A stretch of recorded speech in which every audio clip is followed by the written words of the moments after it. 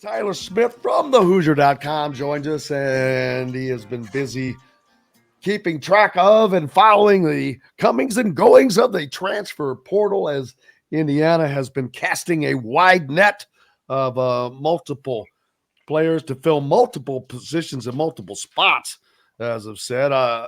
Tyler, I expect, I've said earlier before you joined us, Bryson Tucker, the 2024 McDonald's All-American wing, who was on an official visit yesterday. I think that went very well, and Indiana feels it's in a very, very good position there to fill that Liam McNeely spot pretty much. Yeah, that would be huge. I think it's got to be the top target at this point. I mean, on campus this week, 5-star recruit. I think the Hoosiers would obviously prefer to not get shut out completely in the 24 class.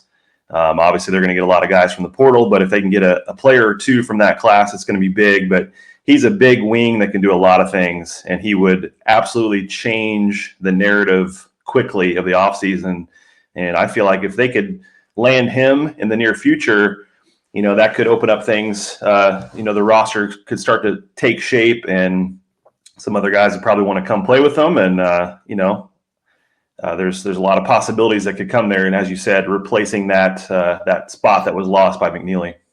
Yeah, I agree with you. And the one thing, how is a 2024 guy that good still available, uncommitted is surprising, but he would be a good replacement. And I agree with you.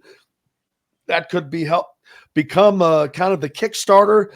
I think that Indiana fills the remaining 6 spots with transfer guys just because of the experience. Mike Woodson knows he has to win now. And to win now, you need experience and talent. And obviously, it's a lot easier to get experience and talent from somebody who already has it than a guy that you're looking to develop it from. But it doesn't appear that Tucker is much of a risk. I mean, he's a big guy, very talented. It would be filling one spot for another. And but there are several other guys that Indiana has looked at, and a lot of guys with Indiana connections for the Hoosier fans that really, really looking forward to that. Guys like Connor Hickman, who is expected to take a visit today. Yeah, it's been pretty cool to see the Indiana connections. Tony Perkins is another big one.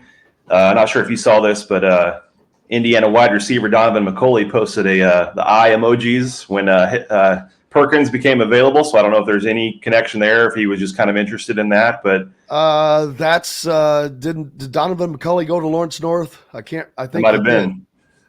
So that's probably what that was. Yeah, so that was pretty cool. And a lot of the Indiana guys and some Bloomington natives, and the Hoosiers obviously trying to fill a lot of positions and get some shooters, and so those are a couple names up there. So I think right now between Tucker and Perkins, those are probably the 2 names that are on everyone's radar the most, as we speak here on Thursday. So be interested to see who is the all-out pure point guard that Indiana is seeking that they need. They have to have someone who is just a pure point guard. And I know a lot of these guys are kind of combo guards, but they need somebody that's going to take that role, take the reins, take the steering wheel for this team. Yeah, I don't know how involved they're going to get. Malik Mack, I think I saw that Georgetown might be in the lead to get him. You and I saw him dominate the Hoosiers at Gamebridge this year, and we both kind of agreed, like, it'd be nice to have one of those, kind of deals. And it's been interesting, too, when he hit the portal, there was a lot of IU fans that thought that it meant Malik Renew and Mackenzie Mbako, because Malik Mack, and they're like, these 2 guys are hitting the portal, but no, obviously the guy from Harvard. But he's a guy that, 17, 5, and 4 a game, and his shooting splits don't jump out of the page at you. It's because he had to do so much. He had to create almost everything for that offense. I feel like if he's on a better team, he could explode, but don't know if that'll be Indiana or not. I was pretty interested in Dayton Albury from Queens. He's got really good numbers. Didn't shoot a ton of threes, but has good shooting splits. And, a lot of these guys, it's not always easy to tell based on their conference and where they're playing, but a lot of them have, numbers across the board. They're not one-trick ponies. They have, they stuff the stat sheet, and they're guys that can really got it done where they were. So how that translates, that's the tricky part. But Indiana really needs to fill that point guard position. Yeah, and talk about Tucker as a wing. It's 6'6". He could slide over to the 2. He's kind of a 2-3 hybrid, depending on what you have, your personnel current on the team. But because you never know, Indiana could end up with another wing out of the portal, and are able to use him at the 2 spot. And if you've got a guy at the 2 spot that can consistently hit the outside shot, changes things for Indiana.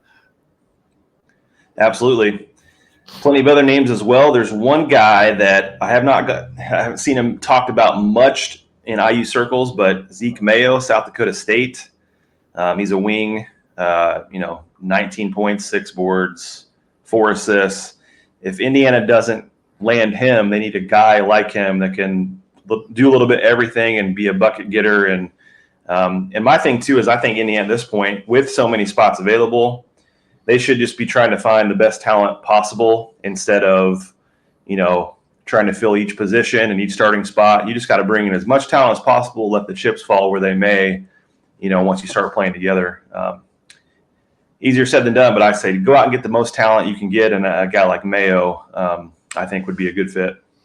Well, absolutely. Getting talent is something is the highest priority for this program. They have to have a deep bench this year. They did not have that. It was for a second year in a row. We keep going into the Indiana seasons. We keep hearing how deep the bench is. That has not been the case. They just weren't. They did not have that depth. I know Xavier got hurt, but that's where the lack of depth came in. When that happened, they were screwed for the rest of the season, basically, because they did not have anybody that could step into his shoes and fill that spot. And so not only do you have to have a leading point guard, I don't know that Gabe Cupps will be ready to be that guy to step into that role in case, foul trouble, injury, whatever the case may be. You have to have a guy that can step into that role, and not necessarily a guy like Trey Galloway. I think you have to have two dynamic point guards. And I do not consider Trey Galloway a dynamic point guard. And from last season, don't consider Gabe Cupps a dynamic point guard from a scoring standpoint either. So landing 2 of those, I think is paramount. Yeah, or at least if you do bring in a Perkins type, a guy that can handle the one as, in a pinch and those kind of things. But obviously the ideal situation, you bring in several, and hopefully, this team goes into next or summer and fall where fans are talking about like the discussion around the team will be who in the world is going to start and play the most minutes, because we got so many guys in here that are solid, and you got some new guys and you got some veterans that stayed. Will they continue starting, or will they come off the bench? Hopefully that's kind of the narrative around the team, where they do not only appear but actually are deep heading into the next season, because they're going to need that. Any other guys up on the radar that we haven't seen or heard of yet? Well, I think there's over 20 names. And again, I said this last week, but a lot of guys that Indiana has probably reached out to that we've not heard yet, that we will. There's also still some guys that are going to hit the portal. So hopefully Indiana can strike. They can kind of circle some of their targets and get some early targets. I think it'd be huge for them to get a guy or 2 here pretty soon, because again, if you make the decision to not play in the NIT because you want to focus on the portal, it would be really nice for the program to start landing some guys while the NIT is still going on. But another thing that's interesting is the net that they're casting is pretty much the guards. They got a few forwards in there. There's really only one center. I'm kind of interested, though. because Woodson talked about wanting a rim protector to come in to replace Ware, and the guy from Drexel, Amari Williams, he would be that. He got almost 2 blocks a game and pretty decent numbers. Like, I've told this to fans in the message boards too, that I feel like ideal situation, if Mbako comes back, I would love to see Renew at the 5, Mbako at the 4, 3 dynamic wings all playing together. But you got to have some depth. You got to have some bigs, especially with Renew getting in foul trouble.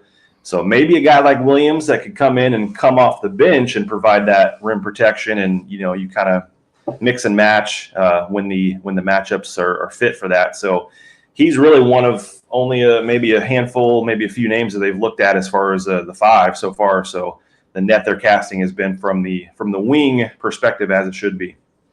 And some of these guys would be it would be kind of funny, because Tony Perkins, Connor Hickman, guys that are from Indiana that somehow got away from Indiana, went to other schools, and but could yet wind up here to play for the Hoosiers.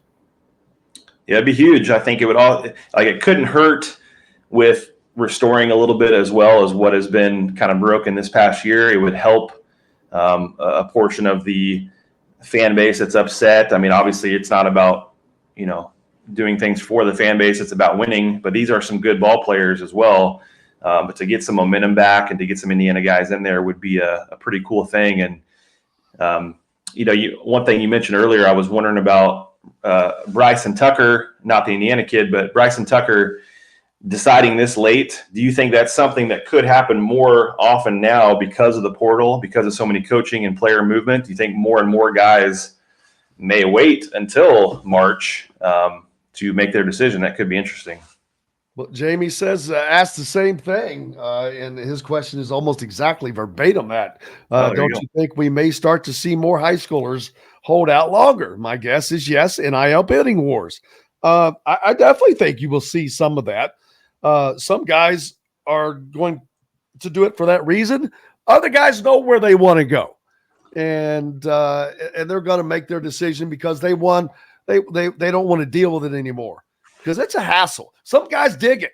Some guys like the attention, relish in that spotlight, and some guys don't.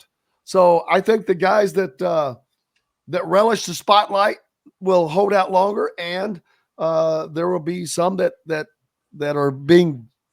have multiple offers coming at them might do that very, very thing, because it is, as hard as it is to say, it's becoming a business for these guys coming out of high school, and it is maddening to think that a 17-year-old has to think about his college decision now as a business decision instead of an education and an athletic decision.